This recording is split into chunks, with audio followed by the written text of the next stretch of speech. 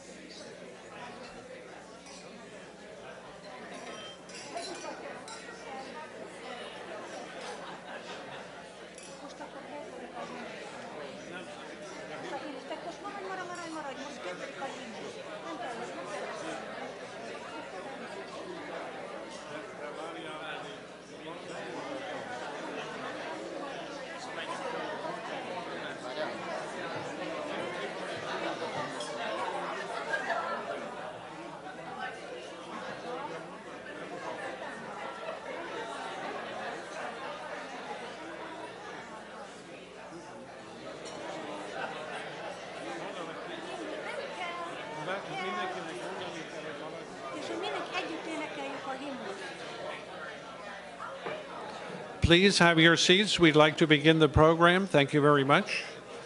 We're going to start with the anthems of our two countries. Thank you.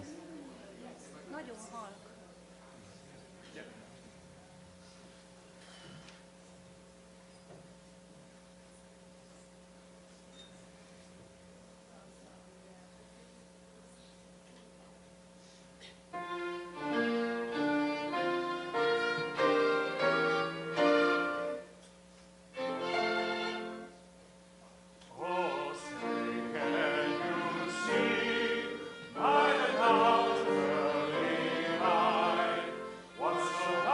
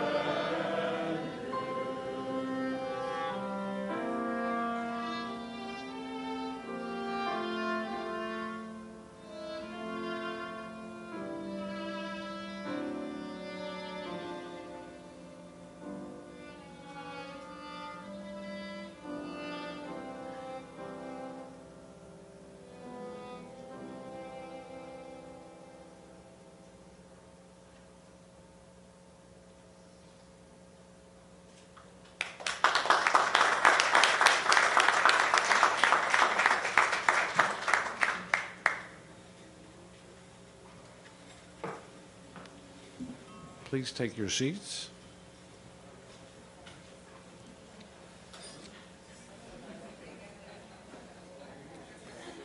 Dear honored ladies and gentlemen, on behalf of the American Hungarian Federation, I welcome all of you to our 115th anniversary celebration. Let me express the Federation's gratitude to His Excellency Ambassador Szabolcs Takács for giving us the opportunity to hold our festive program here at the beautiful Hungarian Embassy grounds. The American Hungarian Federation was incorporated in 1907 to defend the interest of Americans of Hungarian origin in the United States, to protect the good name of Hungary, to build good relations with the United States, showcase its wonderful culture, help Hungarians without means and who are being discriminated against worldwide, and to promote cordial commercial relations with the United States. Today, we honor a few of those who helped the Federation with this responsibility and those who helped Hungary. I would like to thank His Excellency Hungarian Ambassador to the U.S. Szabolcs Takács for being our primary patron. Thank you so much, and for hosting us.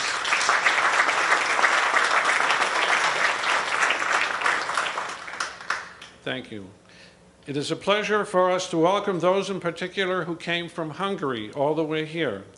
That include Batyányi Schmidt-Margó and son Boldizsár. Thank you. Bényai Katalin, Director of the Magyarország Barátai Alapítvány. Our Hungarian entertainers that just played our wonderful anthems include Dolhai Attila, founder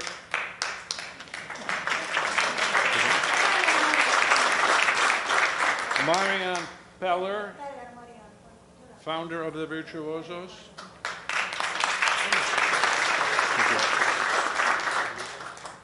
and Virtuosos,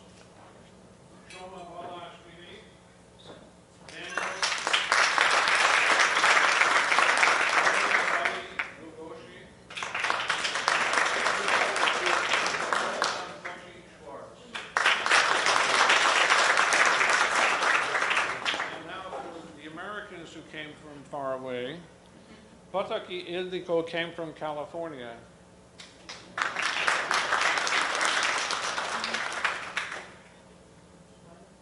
And many people came from Cleveland. Nada Shikuni and János. Molnár Zsolt of Bocskai Radio. And from New York, Bolog Barbara and Newsmax came from there, and of course from the state of New Jersey, from where I am, the patriotic busload of folks came. Thank you so much. Among the many locals who attended, and I can't possibly list all of you, but I will list Anikó Gálsot. Thank you for coming. And John Giese of Newsmax, chief political columnist and White House correspondent.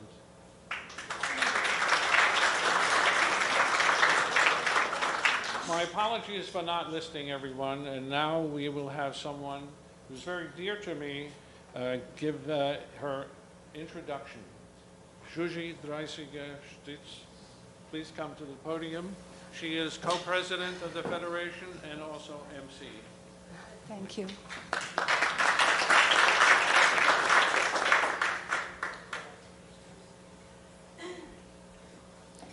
Kedves hölgyeim és uraim!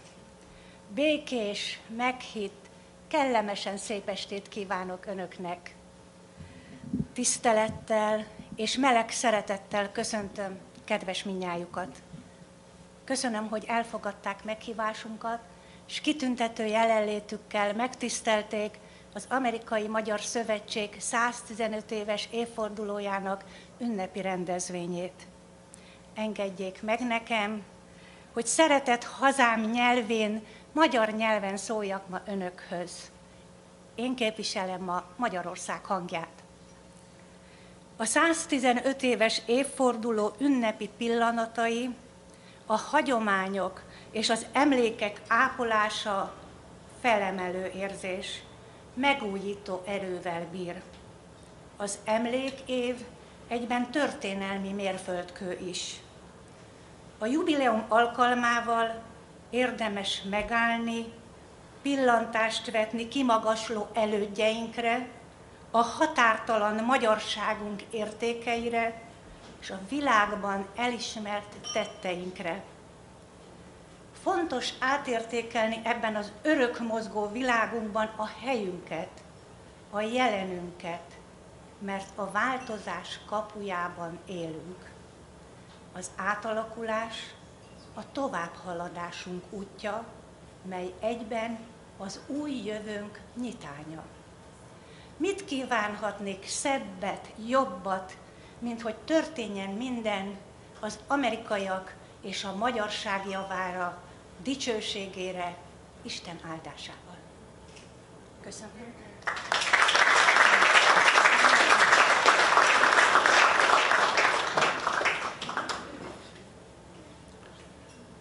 Szeretném felkérni Reverend Maya Juditot, tiszteletes asszonyt, aki áldja meg a rendezvényünket.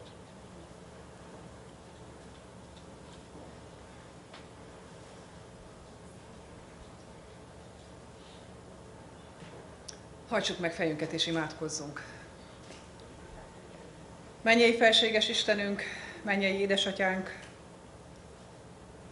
alázattal és hálával teli szívvel állunk meg most a te szent színed előtt, és megköszönjük azt, hogy te, aki a világot teremtetted, aki a világ és a történelem ura vagy, ebben a történelemben nekünk is helyet adtál, lehetőséget adtál, hogy nem elszenvedői, hanem időnként csetlő, botló, de mégis részesei lehetünk a te fantasztikus világodnak és ennek a fantasztikus tervnek. Urunk, megköszönjük azt, hogy bennünket eszközül használsz, hogy a te akaratod megtörténhessék. Így köszönjük meg a 115 évet, amelyben magyarok és amerikaiak, amerikai magyarok együttműködhettek, álmodhattak, és ezeknek az álmoknak, Urunk, a te segítségeddel beteljesülése is lehetett. Így kérjük, Urunk, hogy áldj meg most bennünket, akik ünnepelni jöttünk össze. Add, hogy tisztességgel emlékezzünk meg azokról, akik már nincsenek közöttünk, de ennek a történelemnek részesei. Add, Urunk, hogy szerényen mi is hozzátegyük azt, amit ránk bíztál, ahhoz, hogy a te neved dicsőítessék itt, ebben a közösségben és mindenütt. A te fiadért, az Úr Jézusért kérjük. Amen.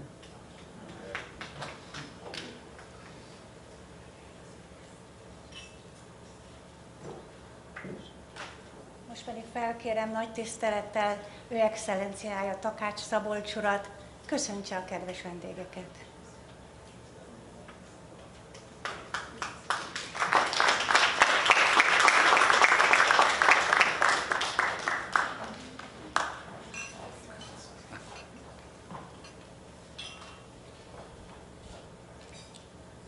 Jó estét kívánok, tisztelt hölgyeim és uraim! Dear ladies and gentlemen, welcome on behalf of the Embassy of Hungary and also the Hungarian government. And I'm going to be your host, and I'm so gracious to Gyula for thanking me at least 3 times for hosting you.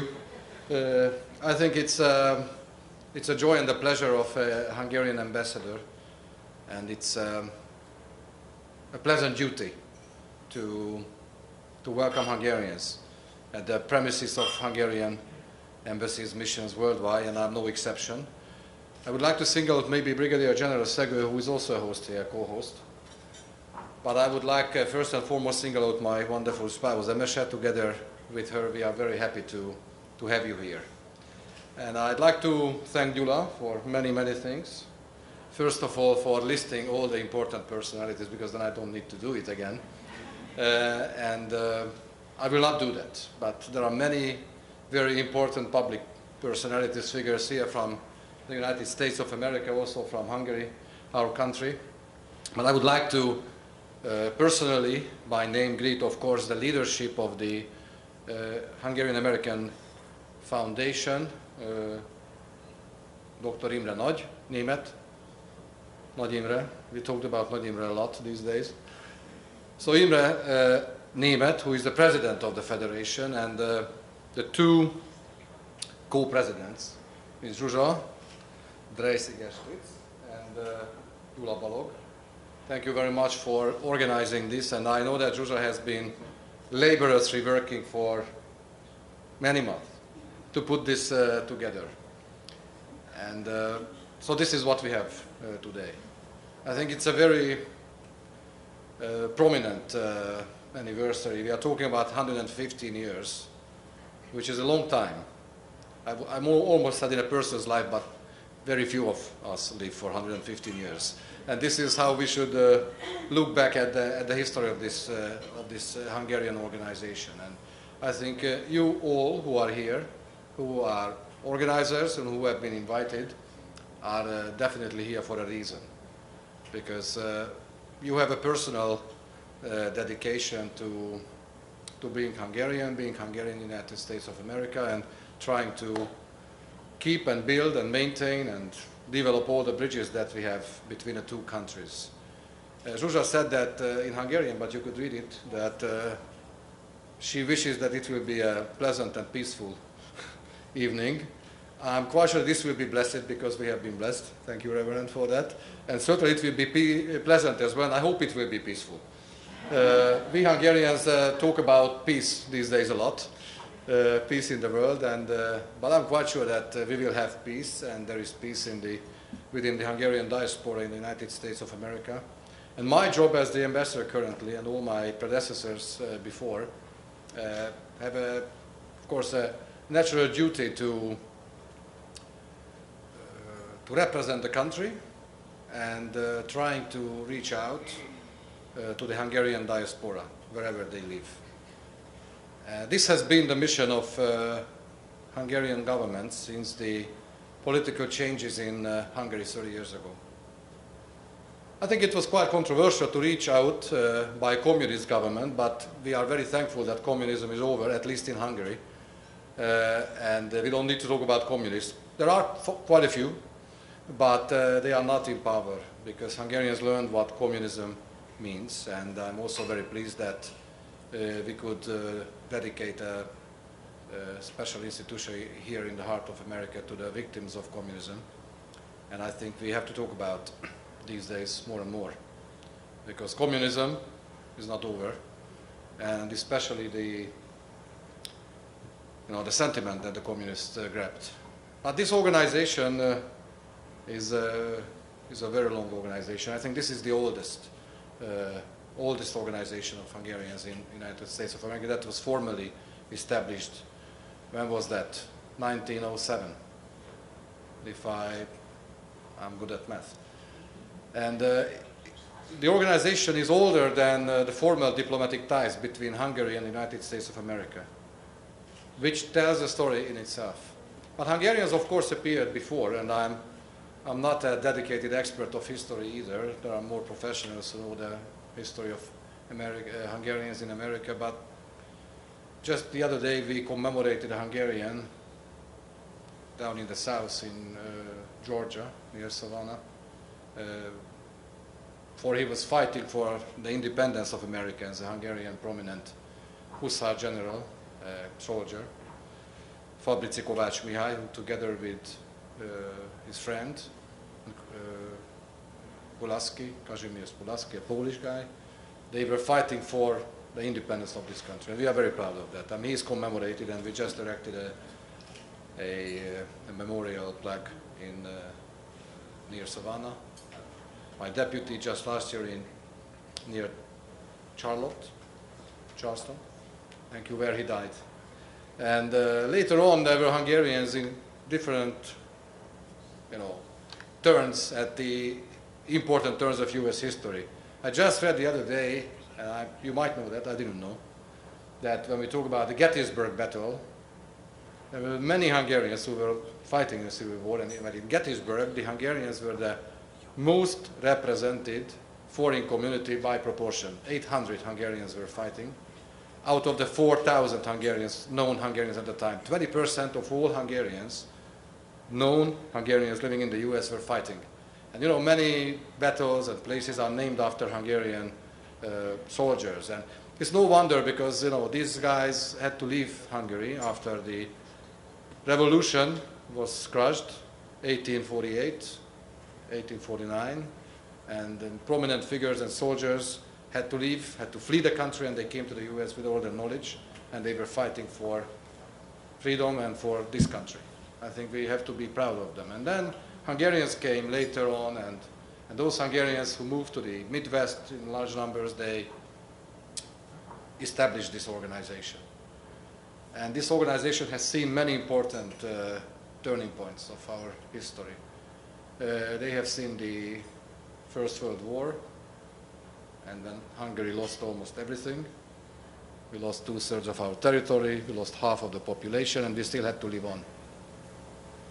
We lost many noble families, but they are still here. And we have to keep up the legacy.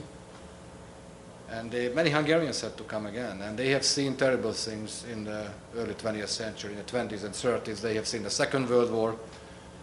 They have seen many Jewish Hungarians who survived the horror of Auschwitz and others to come to this country and move to different parts.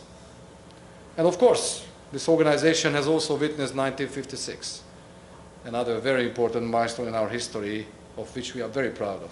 And in October, we, Hungarians all over the world, we are united on that we remember the heroes of 1956, young heroes, old heroes, but 25% of all who were killed were children.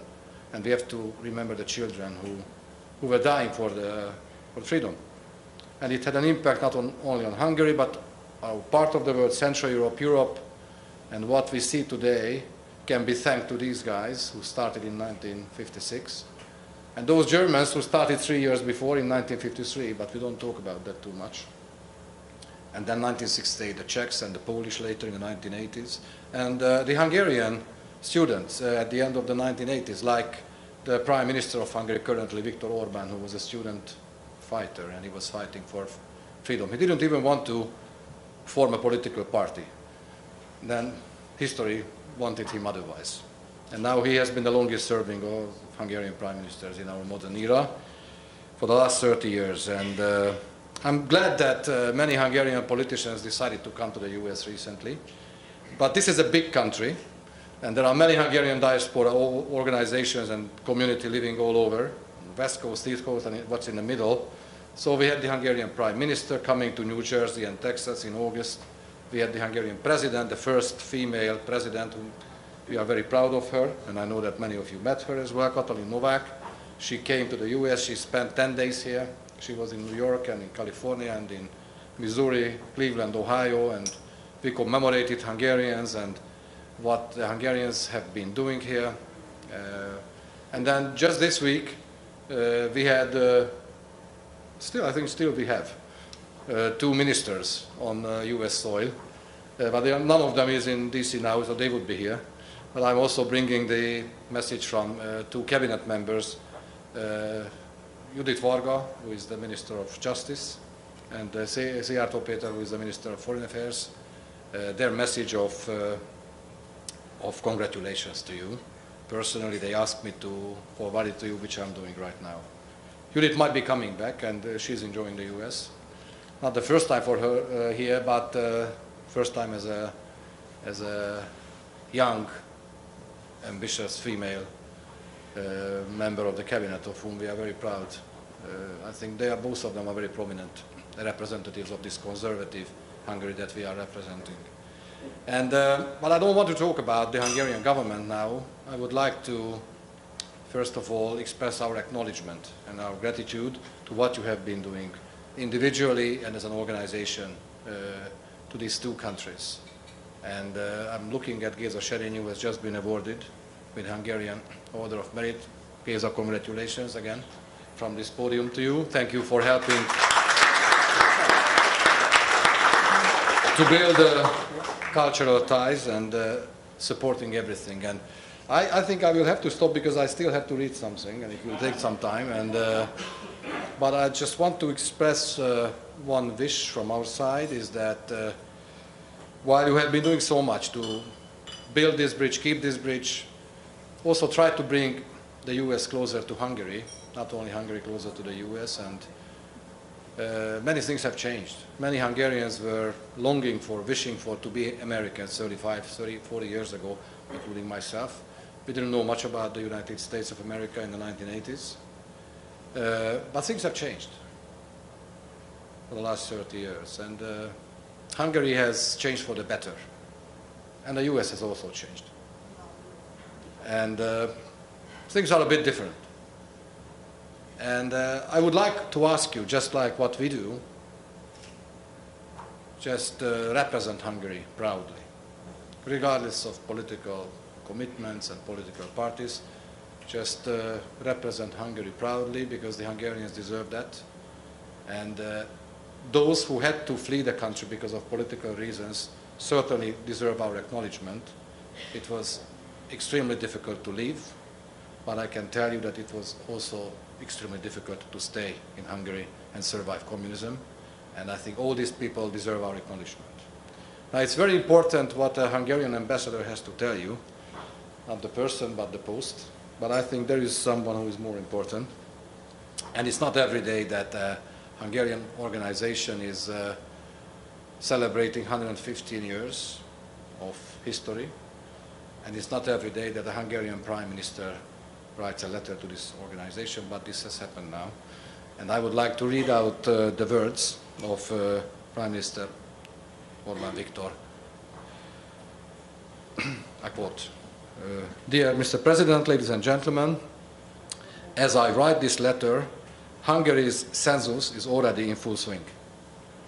Although the result will be an important reflection of the past decade's work, everyone agrees that the population of Hungarians can only be complete and cover the nation as a whole if we account for our brothers and sisters living beyond our borders and even beyond the Carpathian Basin.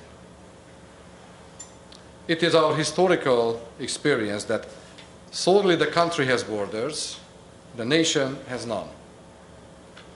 Therefore, wherever we live, we share a common treasure in the countless impressive achievements in the arts, science, and sport, which justify us in saying that being Hungarian feels good.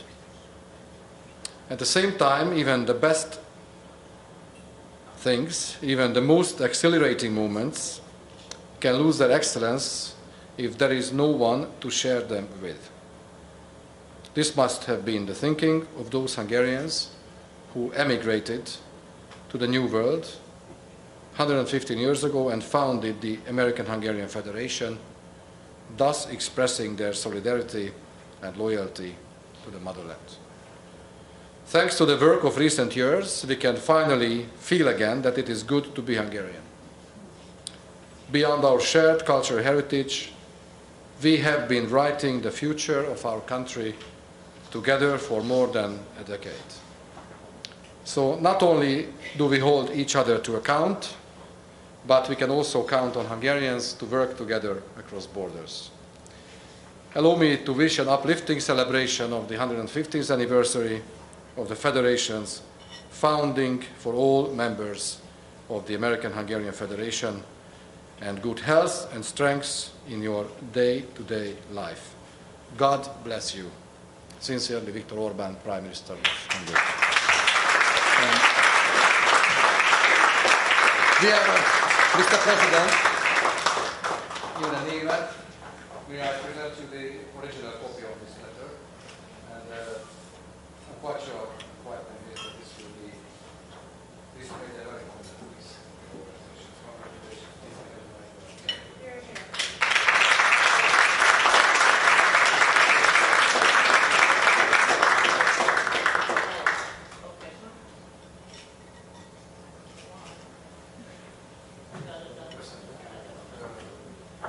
So, tisztelt Hölgyeim és Uraim, I stop it now because I think I have nothing more to say. You don't add anything to the words of the Prime Minister. But I look at the crown and I'm quite convinced that this crown and the legacy of our Christian heritage has helped us to survive 1,100 years, and we would like to live on this planet for another at least 1,100 years. I wish good health to all of you for this endeavor, and I wish you a peaceful and pleasant evening. Thank you very much. Thank you.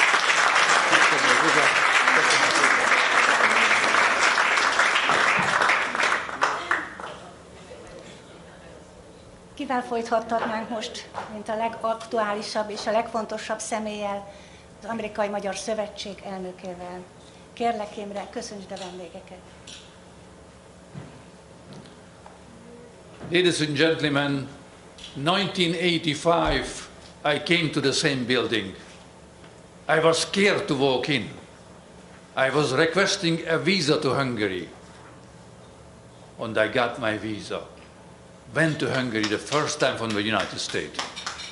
Today, I came home. This is a Hungarian soil. Our ambassador is our ambassador, all the Hungarians. And Orbán Viktor recognizes everybody, wherever we live. We are all Hungarians. And we should help each other and work for Hungary and the best relation. Hajrá Magyarország, hajrá magyarok!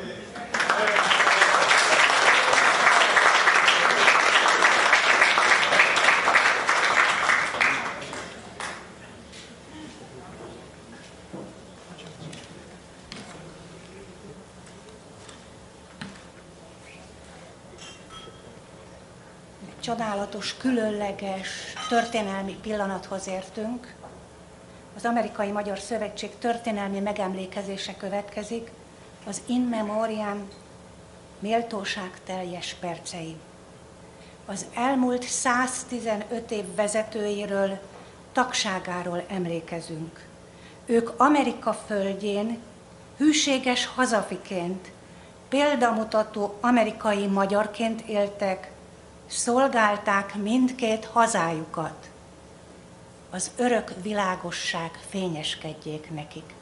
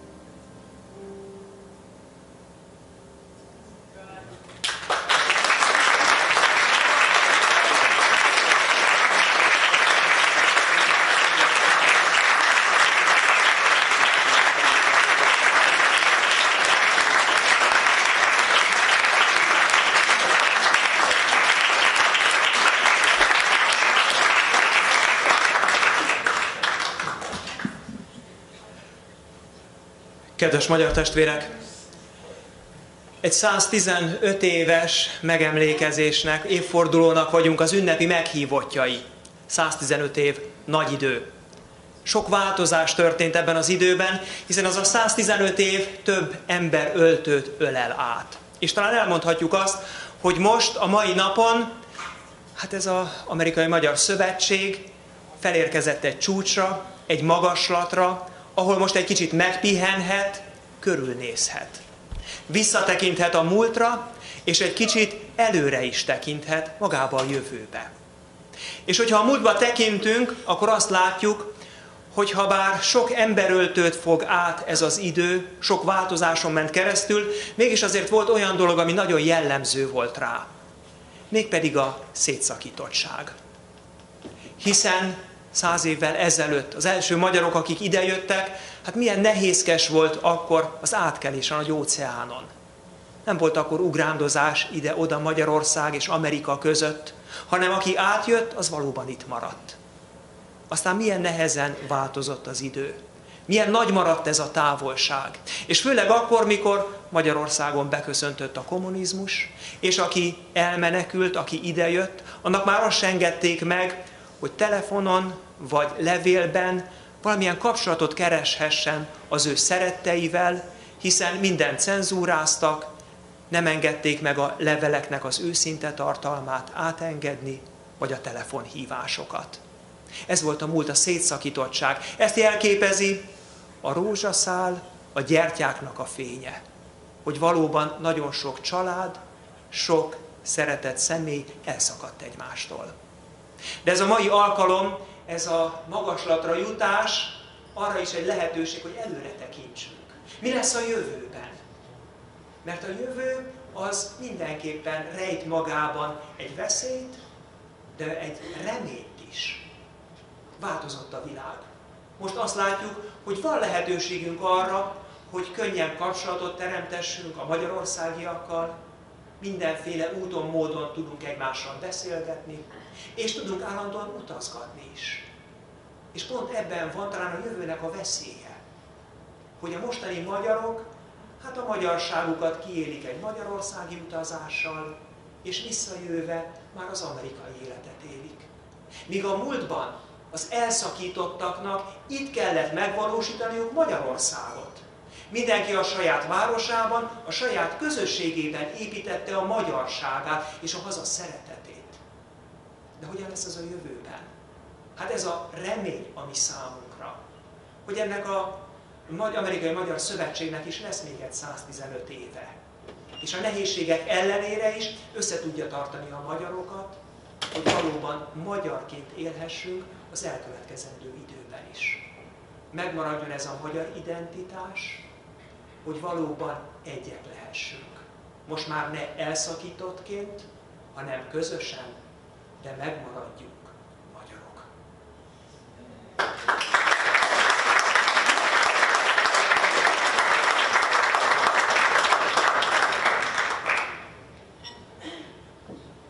The memory of the white rose lives on in our memories, while the one who sent it rests in the cemetery in peace. We heard that in the song, and now we live it in this country. For the American-Hungarian Federation and those members that founded it and who continue this very noble goal, we reflect on these times when this wasn't as easy to live as it is possibly in the present, but we look to the future as well with our thoughts and with our work, that we may make a better future for our families and ourselves away from our mother nation. And although some of us had to live very difficult lives here away from our mother country, sometimes with the censorship and difficulties of trying to contact our loved ones at home, we persevered, and we have been given this time to reflect, and with this time of reflection, we have taken those difficult times and made them, and we have become stronger with that, looking to the future to make sure that our children won't have to suffer those consequences. So let us take this opportunity to reflect on those and the great achievements of the Hungarians that have lived outside the country, to commemorate these achievements and work with our country, Hungary, our nation of Hungarians, for a better future for both those that still live there and us who have left. Thank you.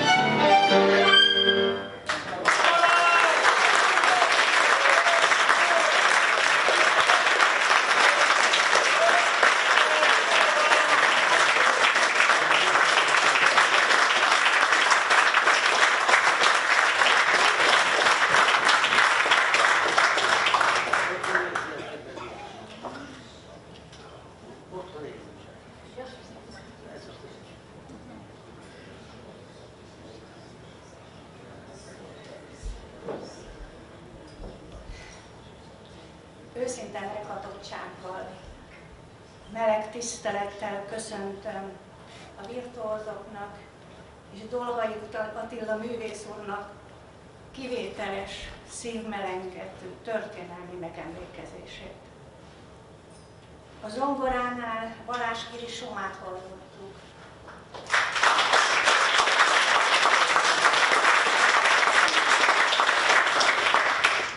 Soma kivételes zenei képességgel, lenyűgöző tudással örvendeztette meg ma a hallgatókat.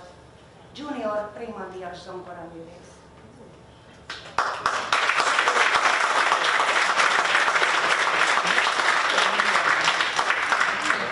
Zoltán bácsi Schwarz hegedűművész, a virtuózok együttes alapító tagja.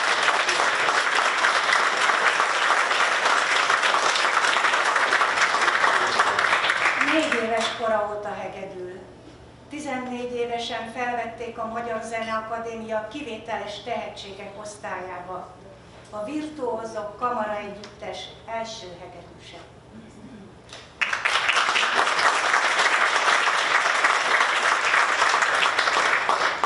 Daniel Ali Lugosi, klarinét győztes. 2013-ban felvették a bécsi kivételes tehetségek osztályába. Számos világzenei fesztivál elismert győztese.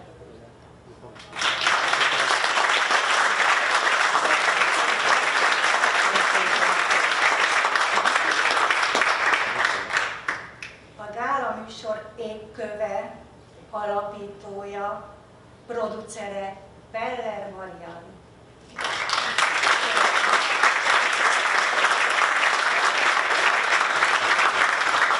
Az ő nagylelkű hozzájárulása nélkül ma nem ünnepelhetnénk együtt a virtuózokkal. Köszönöm szépen!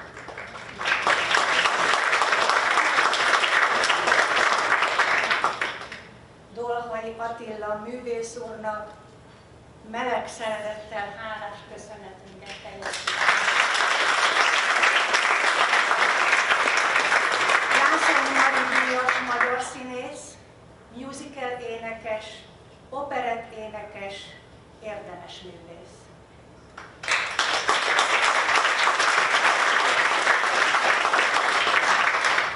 Köszönjük, hogy elénekelte nekünk az összetartozás dalát, amely összeölelt bennünket, magyarokat, bárhol is éljünk a világban. Erkel Ferenc Bánkabán című operájának leghíresebb áriáját, a Hazám, Hazám című dalt is hallottuk tőle.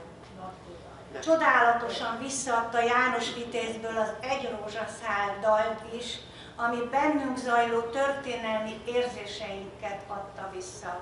Köszönjük szépen!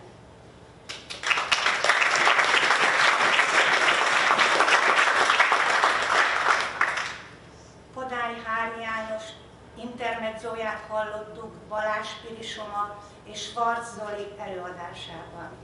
Ezen kívül Brahms Hungarian Dance numero 1-et Balázs Piri Soma, Schwarz Zoli, Ali Lugosi által, és nem utolsó sorban Kacsó-Pongrácz János Vitéz Egy rózsaszál szebben beszél dalát Dolgai Attila által. Köszönöm.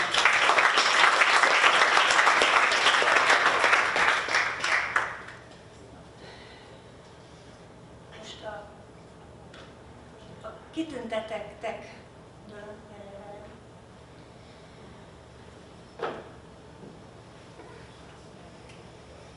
Csak egyet akartam mondani, én nem vagyok zenész, de ezek olyan helyes emberek, gyerekek, felnőttek, de rég nem láttam Magyarországon komolyan semmi olyan, hogy mondjuk, so humble, so nice, it's incredible. So, thank you.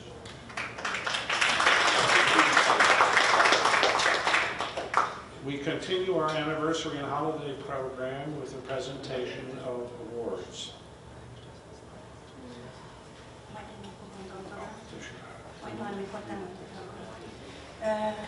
Dr. Tamás Erdelbert von Darburg, a mindenki által jól ismert dr. Hilbert Tamás ügyvéd úr tekintélye az Amerikai Magyar Szövetség életében kimagasló, elismert vezetői szerepet töltött be. Mély szomorúsággal és hiányérzettel emlékezünk rá. Évtizedeken át tevékenykedett az Amerikai Magyar Szövetségben. Közel egy évtizedig volt az AMSZ országos elnöke, előtte igazgatósági elnöke, valamint az Amerikai Magyar Nemzetgyűlés elnöke. A magyar nemzeti értékek hűséges és áldozatos támogatójának ezután kívánjuk megköszönni kitüntetéssel elkötelezett munkáját. Az örök világosság fénye töltse be a lelkét.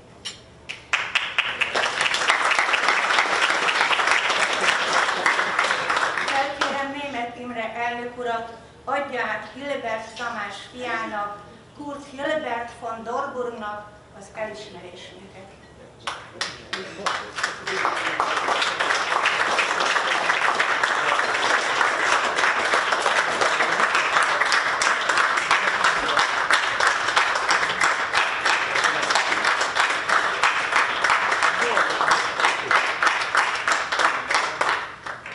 Mutassa be nyugodtan, mindenkiről beszéljen egy kicsit.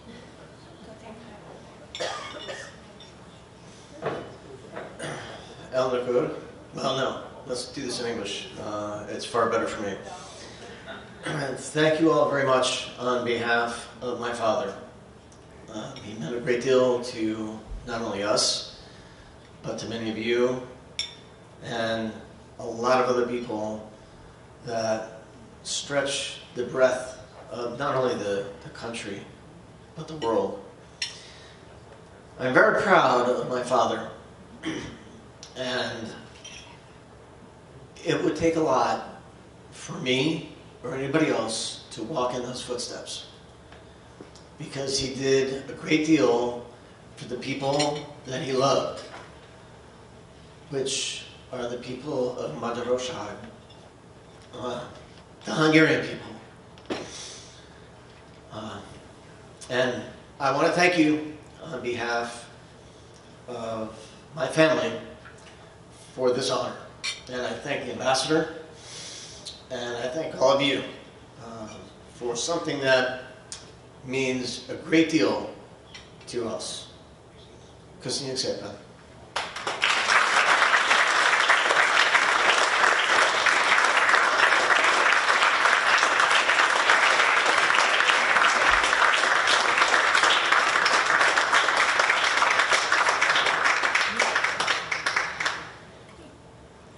Következő kitüntetésünk Anikó Gászkotnak szeretnénk átadni.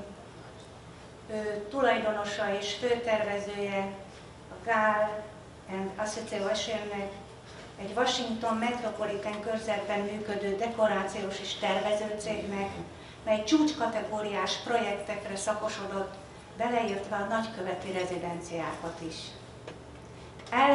Elkötelezetten aktív résztvevője számos jótékonysági amerikai és magyar szervezetnek.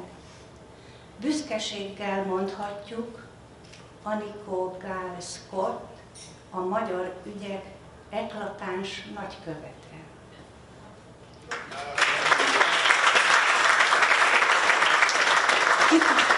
Kitüntetései között szerepel Magyarország érdemrend lovagkeresztje, Brazília nemzeti déli kereszt érdemrendje, New York City Gold Key díja, Magyarország Barátai Alapítvány a haza iránti hűségéért 2021-ben magasztos elismerésben részesítette. Anikó Gál Scott támogató, ösztönző ereje elválaszthatatlan az Amerikai Szövetség életében, amit ezután is hálás szívvel köszönünk. Köszönöm.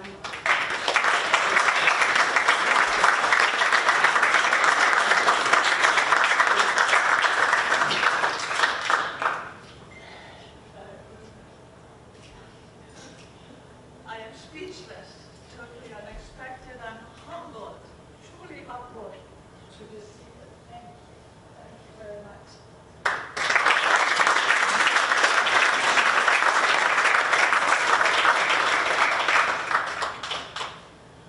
A következő kiváló nagy kitüntetettünk Zsolt Molnár. Zsolt Molnárról magyar büszkeséggel mondhatjuk, az ő neve összefonódik a Bocskai Rádióval. Zsolt Molnár, Amerika magyar hangja. Zsolt Molnár rövid időn belül fontos szereplőjé vált az amerikai diaszpórában, a magyarok összefogásában. A Bocskai Rádió immár a leghallgatottabb magyar rádió Cleveland környékén, de nem csak a város és az agglomeráció hallgatója, hanem a világhálónak köszönhetően, mert szerte a világon nyílik erre lehetősége bárkinek. Clevelandből rendszeresen tudósít, aktuálisan friss híreket, változatos zeneszámokat. Szinte elválaszthatatlan kapocsként működik közöttünk. Kedves, nagyra tisztelt Molnár Zsolt, Isten hozott közénk az amerikai diaszpórába.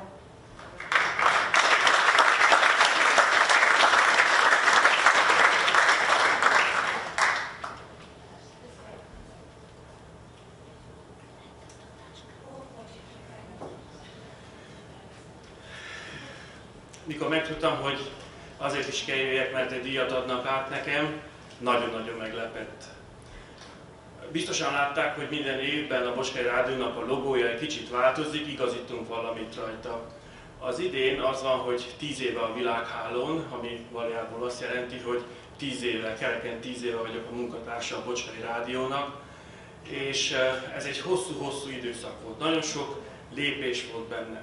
Nagyon örülök, hogy most itt a vendégek között itt van Nádas Gabriella. Az érdekesség vele kapcsolatban, hogy ő volt az első személy, aki vállalta, hogy én vele interjút készítsek. Visszaemlékszem azokra a pillanatokra, amikor tartottam, még akkor csak egy telefonon volt, mással nem tudtuk felvenni az interjút, így remegett a kezem, igaz, ő is remegett, de sikerült és elindultunk. Egy másik személyt is ki szeretnék innen most a tömegből emelni, Lacey Smith Annát, aki akkor hitt bennem és a Bocskai Rádióba, amikor még nem tudtam felmutatni semmit. Csak azt tudtam mondani neki, hogy ezt szeretném csinálni. És ő adta az első támogatást, amik azok a hátsó kamerák, és azóta is jól működnek, és szolgáljuk a közösséget vele.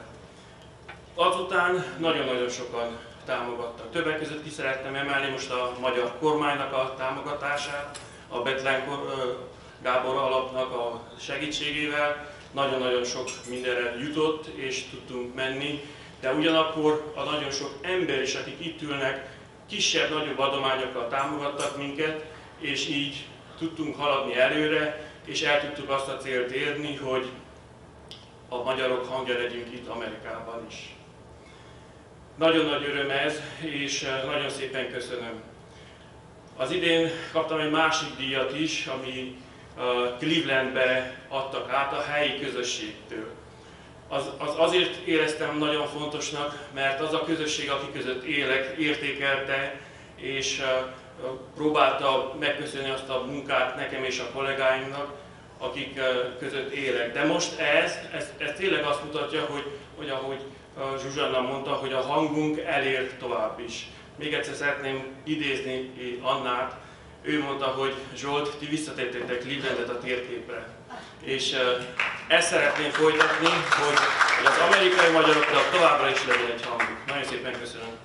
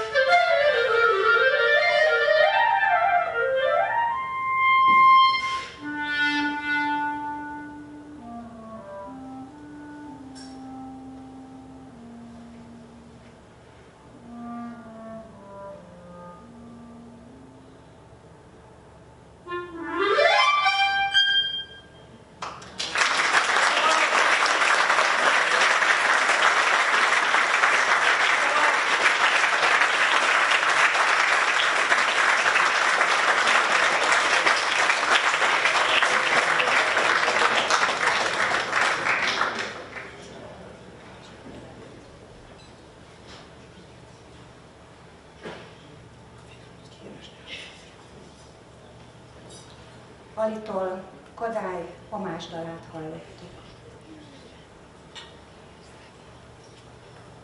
A következő kitüntetettünk sajnos ma nincs itt közöttünk, de annál nagyobb tisztelettel emlékezünk rá. Pák Imréről van szó. Neve elválaszthatatlanul összefonódik a kárpátaljai Munkács városával, ugyanis ő ott született. Munkácsváros elismert díszpolgára, a Munkácsi Mihály Alapítvány elnöke.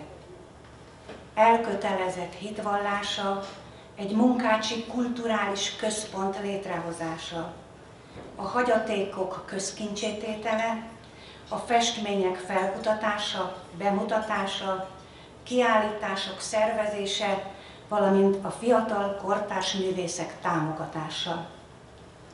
Vitéz Pák Imre missziója a magyar történelmünk, kultúránk képviseletében teljesül meg, mint helyettes főkapitány, az Amerikai Egyesült Államok országos törzskapitánya.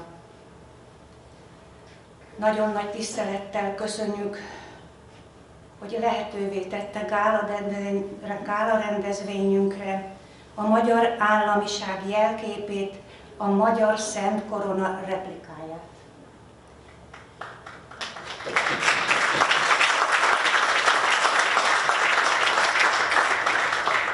Kedves Imre, az Amerikai Magyar Szövetség nevében nagy-nagy tisztelettel adózunk e nemes, nemzeti törekvéseid előtt.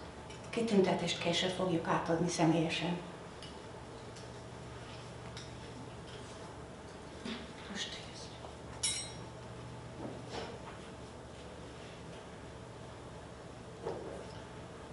Our next service award goes to a longtime friend of ours, Paul Gamenat.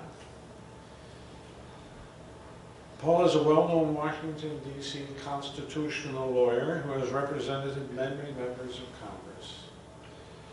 One of his first cases out of law school was representing Senator Barry Goldwater, challenging President Carter's unilateral termination of the Mutual Defense Treaty with Taiwan. Today, you may see him on CNN, News Fox, or Fox, commenting on his high-profile cases. He has been General Counsel of the Federation for many years and has served chair of the Executive Committee and is currently Vice Chair.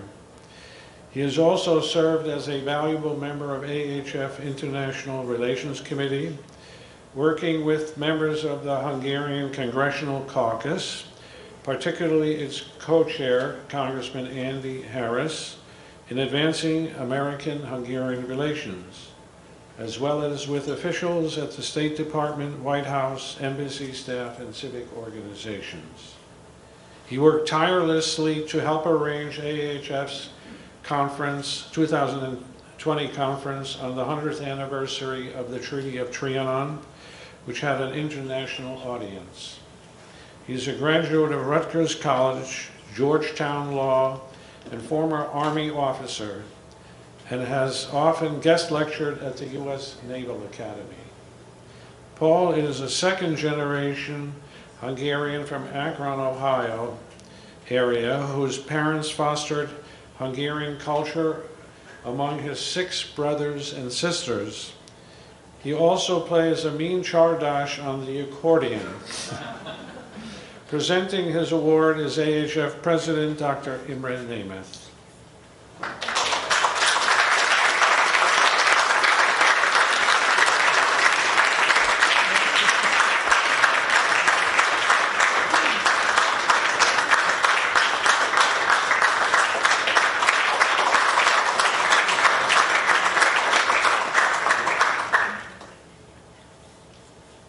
I have to tell something to you. I don't know anybody Hungarian who has so much paprika in his blood than my friend. He is working for Hungary tirelessly. He's always here in the political arena in Washington, D.C. with any senator, any congressman, all time. Thank you, Paul.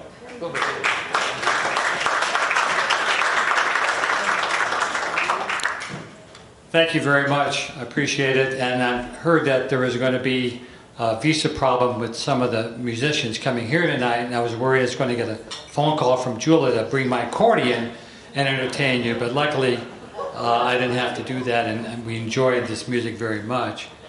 Thank you for this award, and I'd like to, I'm honored and humbled, but I'd like to dedicate it to, in the memory of my mother, Goldie Kamenar, who died a few years ago at the age of 98, and I think she best exemplifies what it means to be a Hungarian American.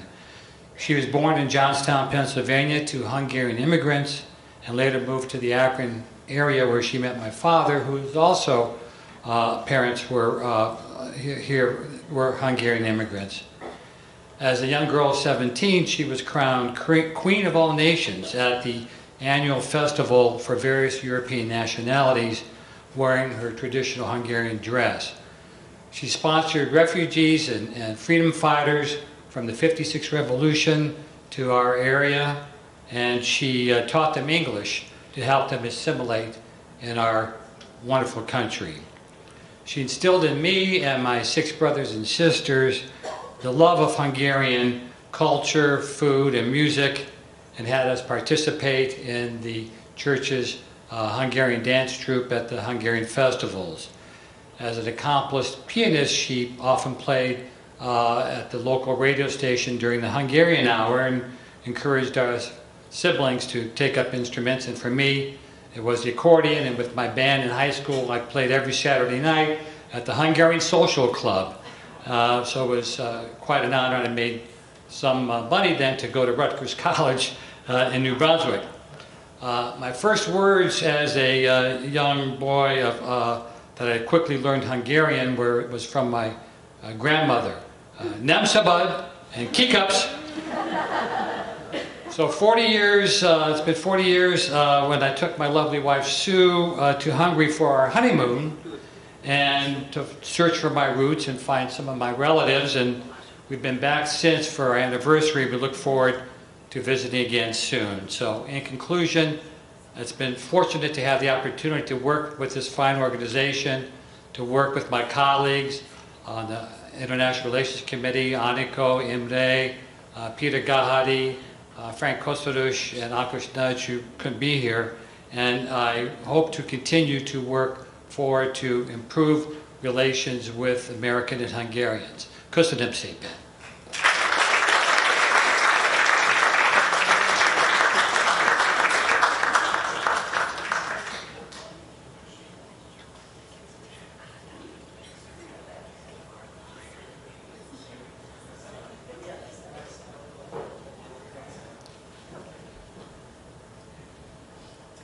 We are proud to present our next award to Marion Smith. Marion is currently President and CEO of the Common Sense Society, so I'm sure you've all heard of them, whose chairman is Tom Péterfi, the Budapest-born founder of Interactive Brokers, who escaped communism in 1965 and came here to the United States. I actually met him in 1965 in New York. The Common Sense Society is dedicated to promoting responsible liberty, the voluntary exchange of ideas, free enterprise, creative innovation, enduring art, and conservation of the natural world and our built heritage. Before assuming his new position in 2021, Marion was the longtime executive director of the Victims of Communism Foundation and partnered with the Federation in sponsoring several events on the Hill and with the Hungarian community. His extensive work exposing the evils of communism and socialism culminated each year in the memorial services at the Victims of Communism Memorial Statue, where the Federation allied with organizations and the Hungarian Embassy participating, along with other countries who are or were victims of communism. Marion's special interest in supporting Hungary is influenced in no small measure by his lovely wife, Anna Smith-Lacey, the executive director of the Hungary Foundation. Thank you very much, and here to present the award is Paul Kamenar.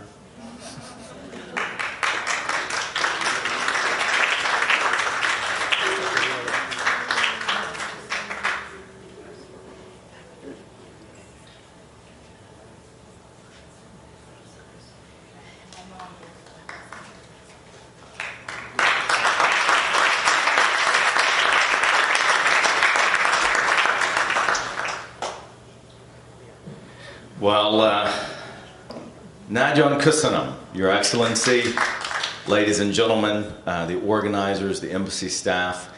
It is a real pleasure and an honor to be a part of this beautiful program this evening with such wonderful music, and I'm humbled to be included in such an august list of honorees this evening.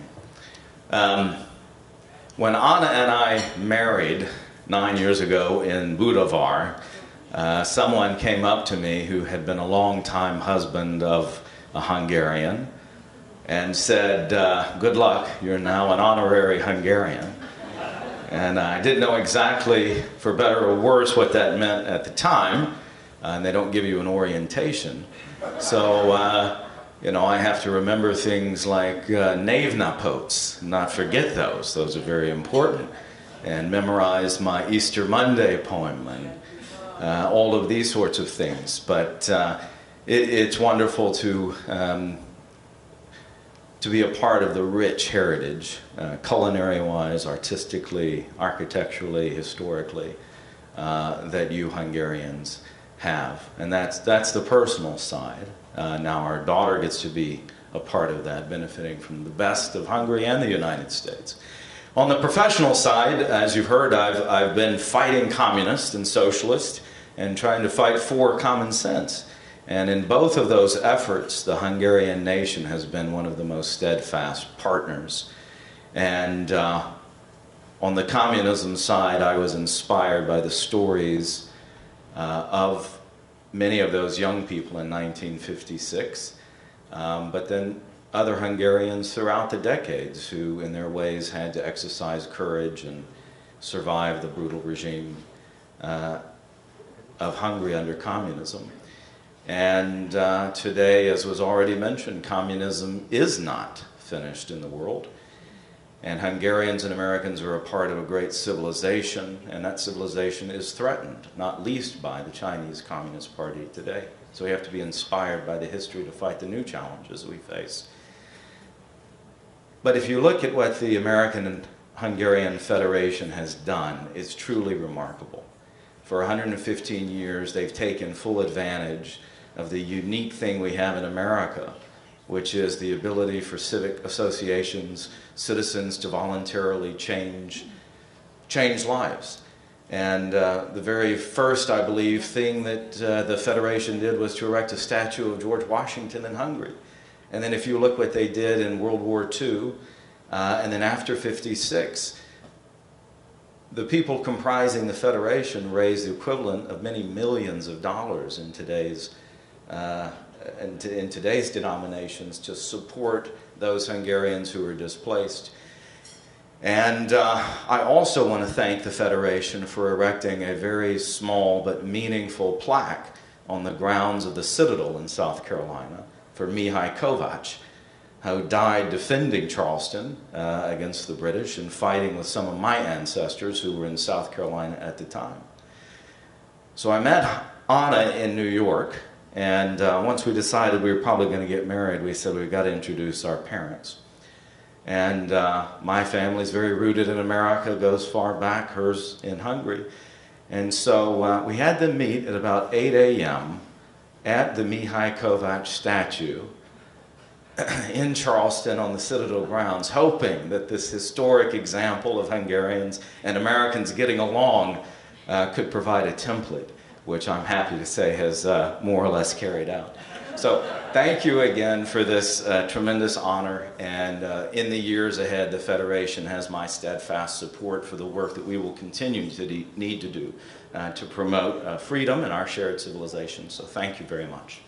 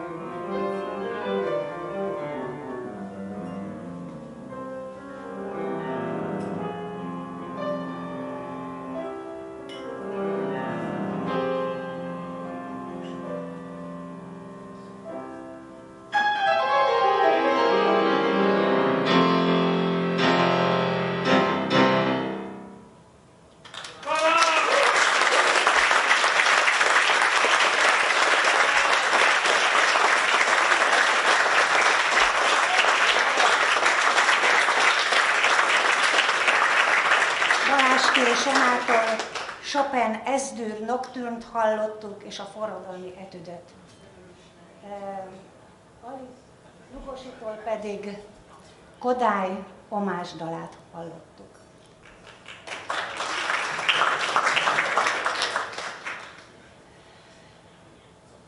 Most az amerikai magyarok nevében nagy-nagy tisztelettel köszöntjük magyar vendégeinket, akik áldozatos munkájukkal a magyarság ügyet képviselik, de nem csak Magyarországon, hanem a világban.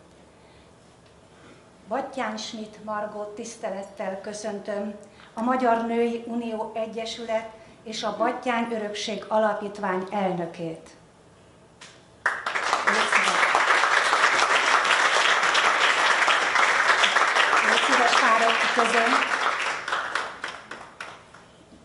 Battyány Boldizsár, a Fiatalok Battyány Köre elnöke, gyerekkizőzénk, légy szíves, nagy tisztelettel köszöntünk. Tiéd a jövő a világban.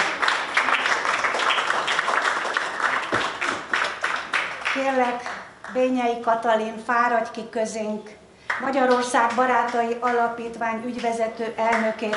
Szeretnénk megköszönni, hogy mi mindent tettél és teszel a világ magyarságáért Magyarországon. És nem utolsó sorban Meller Mariannak hálás köszönet ismét, hogy elhozta közénk a virtuózokat, és velük együtt ünnepelhetünk. Köszönjük!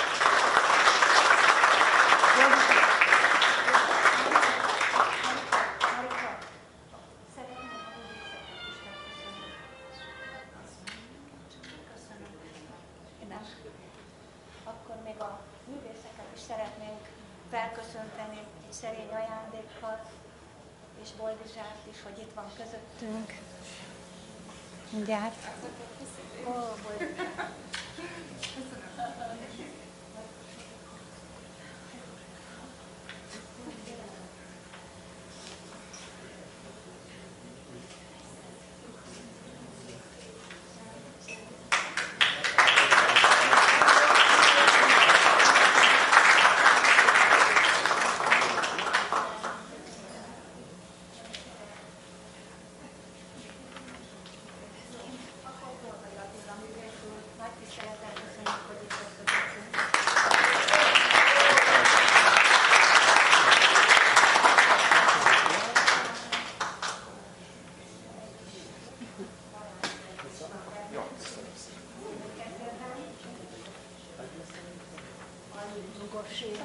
Nagy boldogság számunkra, hogy itt vagy, nagy-nagy megtiszteltetés. Köszönjük szépen! Köszönjük!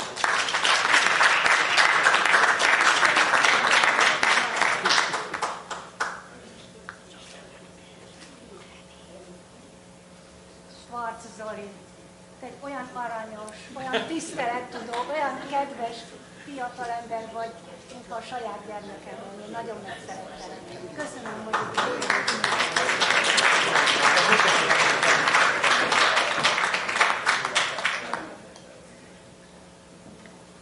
és nem utolsó sorban Balázs Pili Soma, aki szegedi, és én is Szegeden éltem 30 évig, úgyhogy nagy-nagy szeretettel köszöntöm szegedi fiatalember. A világ jövője tárul ki előtted ebben a tudással.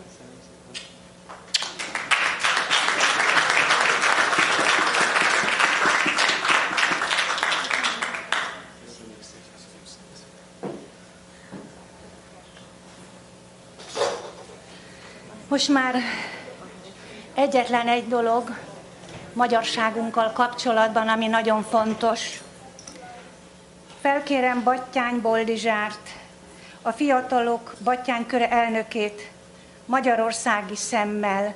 Hogy látod a harmadik, negyedik generáció jövőjét az amerikai és a magyar fiatalok együttműködésében?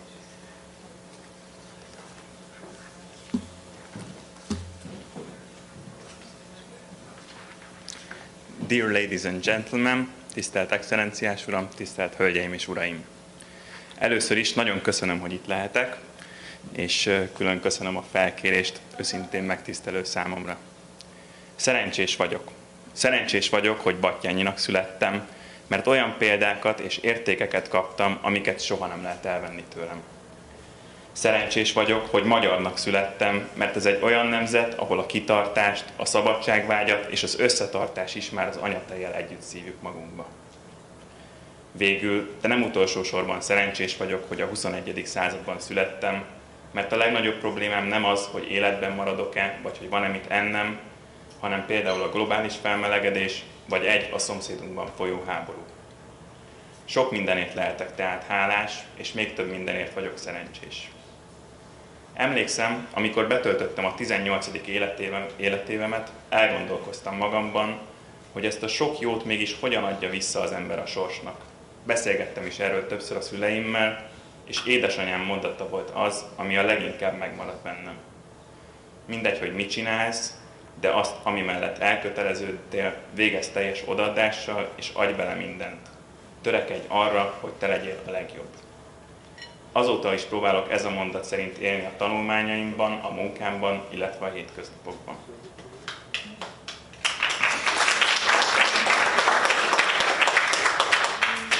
Fiatalként állok most itt önök előtt, és arról kértek, hogy a fiatalokról beszéljek. Az emberek hajlamosak beleesni abba a hibába, hogy úgy gondolják, a fiatalokat nem érdekli a múlt, csak a jövő. Valóban vannak ilyen fiatalok, de örömmel jelentem be, hogy sem én, sem a magyarországi fiatalok nagy része nem ilyen. Múlt nélkül nincs jövő, ha nem tudjuk, hogy hol kezdtük az utat, honnan is tudnánk, hogy hová tartunk. A múltat tisztelni kell, ismerni kell, de leginkább tanulni kell belőle. Sokszor előfordult a történelem folyamán, hogy a fiatalok lázadoztak valamilyen ügyet képviselve. De az is sokszor előfordult, hogy csak évekkel később lett meg az eredménye a küzdésüknek. Amikor ők már sem fiatalok, sem lázadók nem voltak. Ilyen volt például az 1848-49-es szabadságharc és forradalom is, melyet a lázadó márciusi ifjak robbantottak ki, de céljaikat csak közel 20 évvel később érte el a hazabölcse, Deák Ferenc. Ebből én egy tanulságot szűrtem le. Fiatalon is tisztelni kell az idősebbeket, és nem egymás ellen, hanem egymás mellett kell küzdenünk a saját céljainkért. Ez a gondolkodás mentén alapítottuk meg többet magammal a fiatalok battyányi körét, mely célja egy olyan fiatalokból álló közösség kialakítása, akik a hagyományos értékek mentén, de a világ felé nyitottan gondolkoznak, és akik a mai polkorrekt vókizmussal szemben a normalitás talaján szeretnének maradni. Rendezvényeinken meghívott vendégekkel beszélgetünk, a közönséget is bevonva. Eddig vendégünk volt Orbán Balázs, a miniszterelnökség miniszterhelyettese, Kocsis Máté, a Fidesz parlamenti frakciójának vezetője, Marót Gáspár, védelmi beszerzésekért felelős államtitkár, vagy most szerdán Jelinek Dániel, Magyarország 10. leggazdagabb embere, ingatlan befektető. De még sorolhatnám. A közeljövőben is vendégünk lesz Szalai Bobrovnicki Kristóf, honvédelmi miniszter, illetve Varga Mihály pénzügyminiszter. Vendégeink listájából látható tehát, hogy annak ellenére, hogy ez egy új és alulról jövő kezdeményezés, már komoly kérdésekről és komoly emberekkel beszélgettünk. Rendezvényeink közössége is egyre inkább bővül. Március 15-én tartott zászlóbontó rendezvényünkön alig 30-an voltunk. Mára viszont szinte minden beszélgetésen 100 fő fölötti a közönség száma. Túlnyomó többségben korombeli fiatalok. Szervezetünk már kinőtte magát, és már a cégbíróságon van saját alapítványunk anyaga. Ha az is megalakult, akkor elkezdhetjük a teljes tevékenységünket, ami többek között ismeretterjesztést, tehetségkutatást és támogatást, valamint érdekképviseletet foglal magába. Fontosnak érzem megemlíteni, hogy még elindulni sem tudtunk volna a Magyar Battyányi Alapítvány, valamint a Battyányi Lajos Alapítvány, külön kiemelve professzor dr. Dezső Tamás elnök úr segítsége nélkül. A Battyányi Lajos Alapítvány helyet ad rendezvényeinknek, segít az előadók felkeresésében és egyéb támogatásokat is nyújt számunkra. Ezeknek a szervezeteknek a neveit hallva nem lehet csodálkozni a mi névválasztásunkon sem. Jelenleg egy újabb kihívás előtt állunk. Magyarországon kívül is meg szeretnénk vetni a lábunkat, és olyan támogatókat szeretnénk keresni, akik elköteleződnek az ügyünk mellett, és akiknek fontos, hogy a jövő nemzedékében is legyenek olyan emberek, akik a normalitást képviselik Magyarországon. Végül a fiatalok Battyányi körének jelmondatával szeretném befejezni beszédemet, servata servare, azaz megújítva megőrizni. Köszönöm megtisztelő figyelmüket!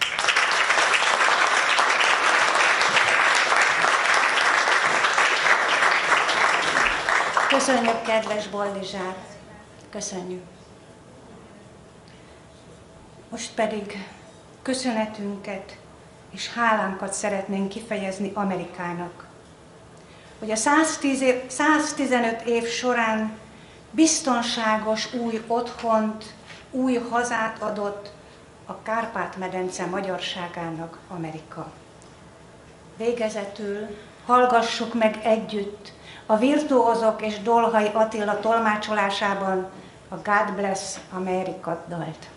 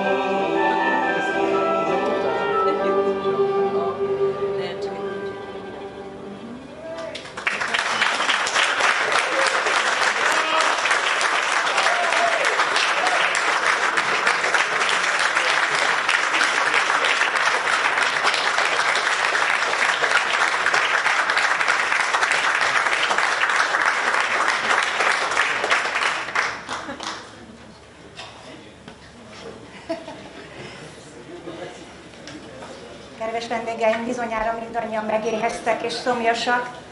Nagyon-nagyon jó étvágyat kívánok a vacsorához, és előtte pedig felkérem még Imre atyát, hogy mondjon egy áldást a vacsorához. Álljunk fel az imádsághoz.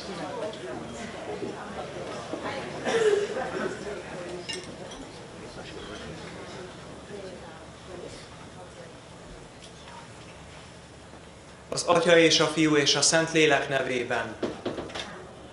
Áld meg, Urunk, szolgáidnak ételét és italát, melyet gondos szeretettel készítettek számunkra, és jutalmazd meg örök boldogsággal mindazokat, akik a te szent nevedért velünk jót tesznek, Krisztus, ami Urunk által.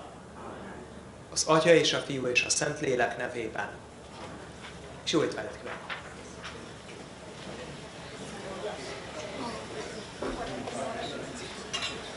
Még annyit tartozom, hogy hálás szívvel köszönöm mindenkinek a rendezvényünk támogatását, segítő kéznyújtását, fellépését, a megtisztelő részvételét. És drága Seres Zsuzsi, légy olyan kedves, gyere még ki közénk, és invitáld a kedves vendégeket 30-án a koncertre. Kérlek.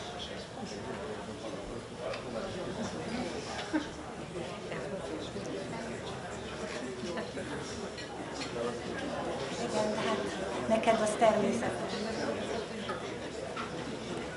Igen, hogyha van, aki szeretné újra hallani ezeket a fantasztikus zenészeket, akkor vasárnap este 6 órakor lesz egy gyönyörű szép koncert a Wesley templomban, 4500 Massachusetts Avenue, vasárnap este 6 órakor. Köszönjük szépen, hogyan hallhatják a kérdést.